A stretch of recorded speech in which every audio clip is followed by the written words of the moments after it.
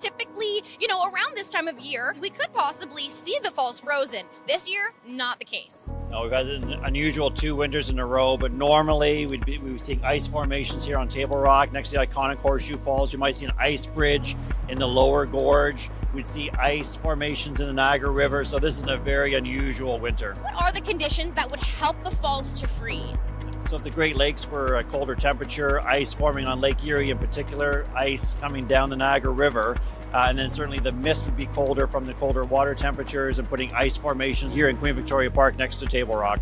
If there were perhaps ice melt, would that be a consideration that you have to also try to mitigate? Well, water levels are always monitored by Ontario Power Generation. So there is the control dam on the upper Niagara River that controls water flow. So at nighttime, water is diverted for hydroelectric power generation.